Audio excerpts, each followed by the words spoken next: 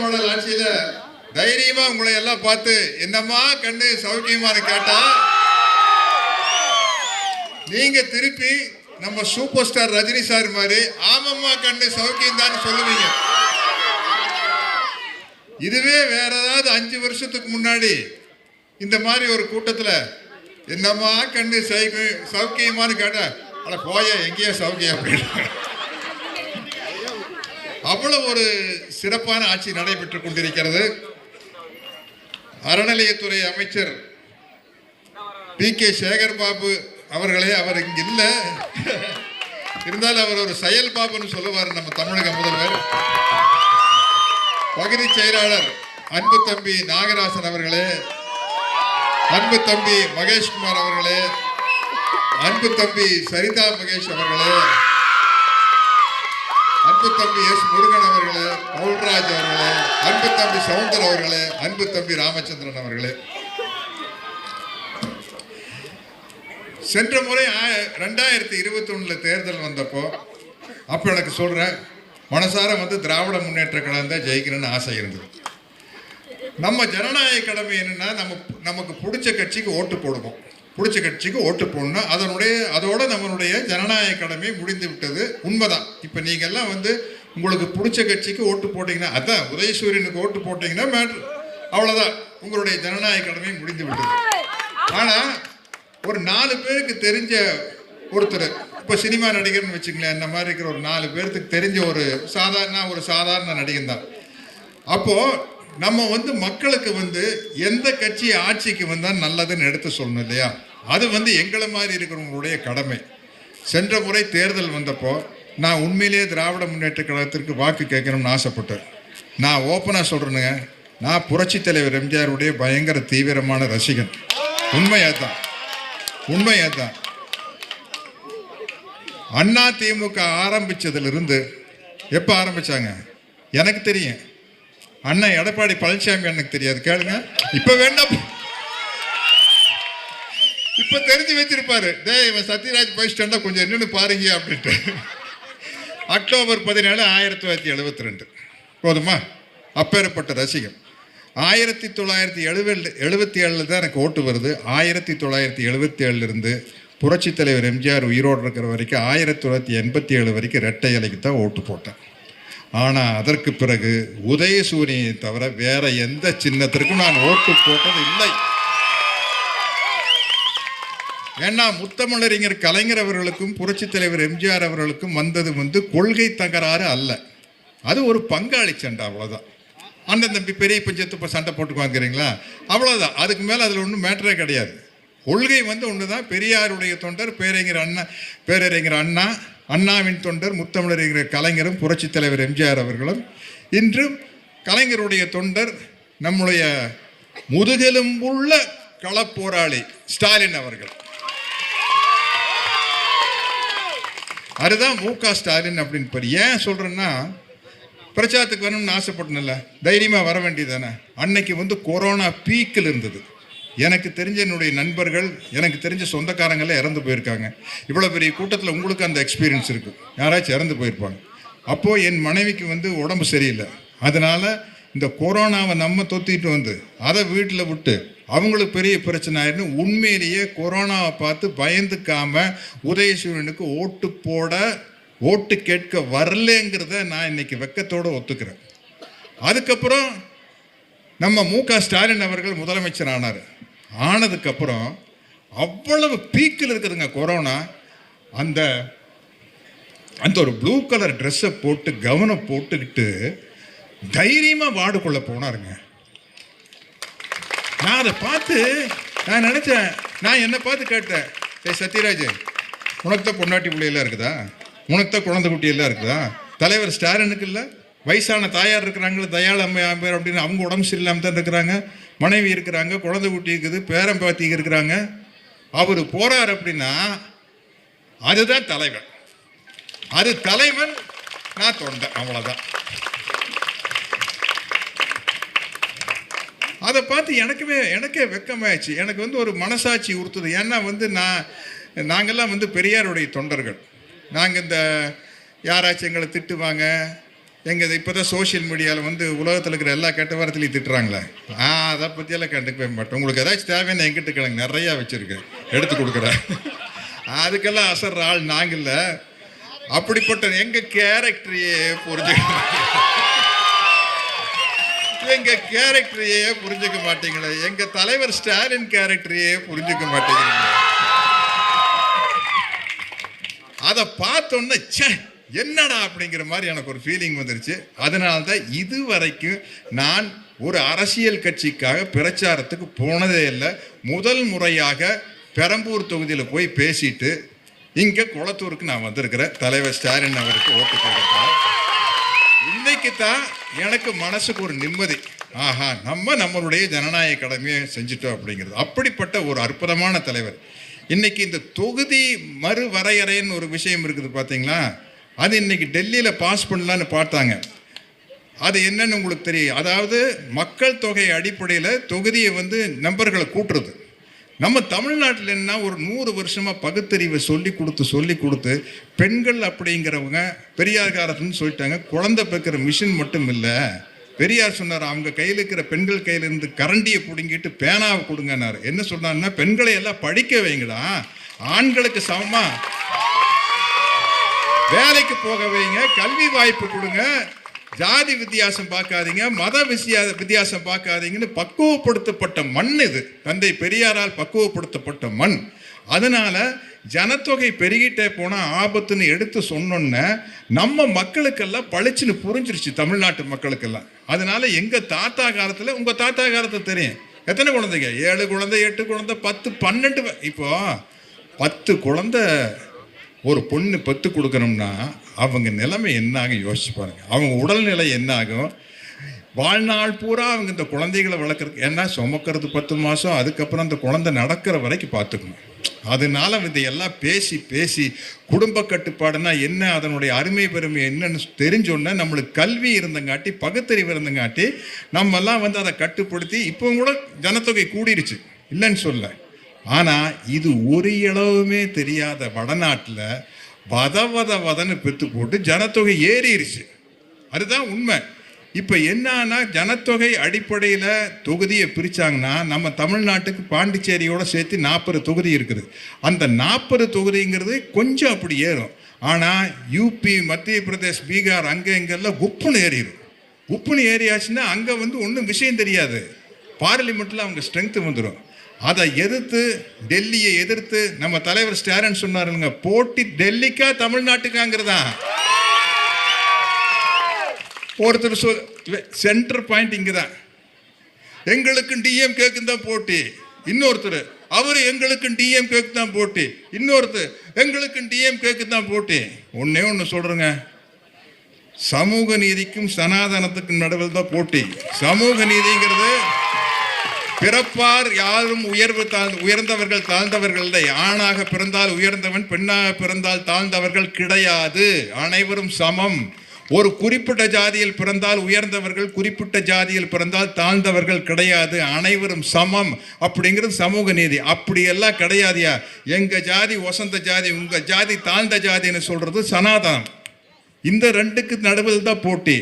அதனால நீங்க உதயசூரியனை விட்டுட்டு வேற எந்த கட்சிக்கு ஓட்டு போட்டாலும் அது தாமரைக்கு தான் போய் சேரும். அதை நல்லா புரிஞ்சுக்குங்க. உங்களுக்கு அந்த வடநாட்டுக்காரங்க தான் நம்மளை ஆளணும், டெல்லிக்காரங்க தான் ஆளணும்னு ஆசைப்பட்டா நீங்கள் அங்கே போடுங்க.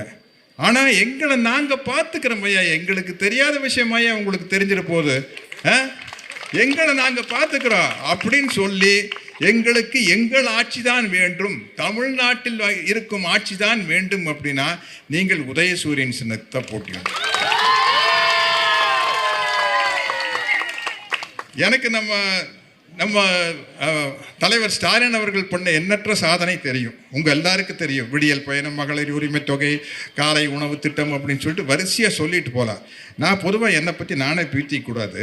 எனக்கு சினிமாவில் எவ்வளோ பக்கம் வசனம் கொடுத்தாலும் கூட ஒரு தடவை சும்மா அப்படியான்னு கேட்டுன்னா பேசிடுவேன். அது சும்மா சின்ன டைலாக்கு, தகடுங்கண்ணே தகடு அப்படின்னாலும் பேசிடுவேன். அதை மனப்பாடம் பண்ண வேண்டியதில்லை. எவ்வளோ பெரிய வசனம் கொடுத்தாலும் பேசுவேன். அது எனக்கு வந்து அது எனக்கு அது ஒரு கை வந்த கலைன்னு வச்சுங்களேன். சரி, இங்கே ஸ்டாலின் ஆட்சியில் வந்து இந்த 5 வருஷத்தில் என்னென்ன சாதனை பண்ணிக்கிறாங்க கொஞ்சம் எழுதி கொடுங்க, ஒரு தடவை சொல்லுங்கள், நான் கேட்டுக்குவேன். நான் தான் மனப்பாடம் பண்ணுறதில்ல கிங் ஆச்சுன்னு கேட்டால் ஏகப்பட்ட சாதனை இருக்குது. எனக்கு குழம்பி போயிடுச்சு. இவ்வளோ வேணா படித்தா தாங்க முடியும், எனக்கு கொஞ்சம் எழுதி கொடுத்துருங்க அப்படின்னா அது எழுதி கொடுத்துருக்காங்க. கிட்டத்தட்ட 2 பக்கத்துக்கு 3 பக்கத்துக்கு எழுதியிருக்குது. இதனை படிச்சிருவா. கொளத்தூர் தொகுதியில் 210 கோடி ரூபாய் மதிப்பில் அதிநவீன உபகரணங்களுடன் 6 தளங்களை கொண்ட பெரியார் அரசு மருத்துவமனை கட்டப்பட்டுள்ளது. உங்களுக்கு தெரியும், இதெல்லாம் ஒன்றும் டூப் இல்லை. கொளத்தூர் தொகுதியில் அனிதா, யார் நீட் தேர்வில் இறந்து போனாங்களே, அனிதா அச்சீவர்ஸ் அகாடமி நிறுவப்பட்டுள்ளது. இருக்குதா? கொளத்தூர் தொகுதியில் வண்ண மீன்கள் வர்த்தக மையம் 53 கோடி ரூபாய் மதிப்பில் மொத்தம் 1888 கடைகள், அதில் 5 உணவகங்களுடன் கட்டப்பட்டுள்ளது. பேப்பர் மில்ஸ் ரோட் பகுதியில் உள்ள கொளத்தூர் நவீன அங்காடி சுமார் 19 கோடி ரூபாய் மதிப்பில் கட்டப்பட்டுள்ளது. ஜவஹர் நகர் பகுதியில் சுமார் 4 கோடி ரூபாய் மதிப்பில் முதல்வர் படைப்பகம் மற்றும் நவீன கட்டப்பட்டிருக்கிறது. கொளத்தூர் GKM காலனி 12வது தெருவில் உள்ள சென்னை தொடக்கப்பள்ளியில் 2வது தளத்தில் மாணவர்கள் பயன்பெறும் வகையில் டிஜிட்டல் பிளக், மேஜை, நாற்காலி, ஏர் கண்டிஷன் வசதியுடன் ஒரு வகுப்பறை மற்றும் 3 கூடுதல் வகுப்பறைகளுடன் முதல்வர் கல்விச்சோலை மாலை நேர சிவப்பு மையம் கட்டப்பட்டுள்ளது. தமிழ்நாடு முதலமைச்சர் அவர்களால் திறந்து வைக்கப்பட்டது. கொளத்தூர் சிவானந்தா நகர் பகுதியில் சுமார் 6 கோடி ரூபாய் மதிப்பில் H2S வாயு கட்டுப்பாடு அமைப்புடன் நவீன தம்பி மூச்சு வாங்க தம்பி தலைவர் ஸ்டாலின் அவர்களே, இவ்வளவு சாதனை நான் எதிர்பார்க்கலைங்க. GKM காலனி போயிட்டே இருக்குங்க. இவ்வளவு சாதனைகள் பண்ணிக்கிறார். இவ்வளவு சாதனைகள் பண்ணி நேற்று இதை விட ஒரு பெரிய சாதனை பண்ணி நம்ம இந்திய ஒன்றியத்தின் பிரதமர் மோடி அவர்கள் கண்ணிலையும் அமித்ஷா அவர்கள் கண்ணிலையும் விரலை விட்டு ஆட்டி டெல்லியா தமிழ்நாடுனா தமிழ்நாடு தான் அப்படின்னு ப்ரூவ் பண்ணிக்கிறார். இப்போ ஒரு இவ்வளவு சாதனைகள் செஞ்ச நம்ம தலைவருக்காக சும்மா ஆசைக்கு 2 பாட்டு பாடிக்கிறேங்க. நான் தான் சொன்ன பாருங்க, நான் திமுக மேடையாக இருந்தால் வாத்தியார் ரசிகன் தான். வெற்றி மீது வெற்றி வந்து எங்களை சேரும், அதை வாங்கி தந்த பெருமை எல்லாம் உங்களை சேரும், ஸ்டாலின் உங்களை சேரும். வெற்றி மீது வெற்றி வந்து ஸ்டாலினை சேரும், அதை வாங்கி தந்த பெருமை எல்லாம் கொளத்தூர் மக்களை சேரும். மறுபடியும் சொல்லிக்கிறேன்.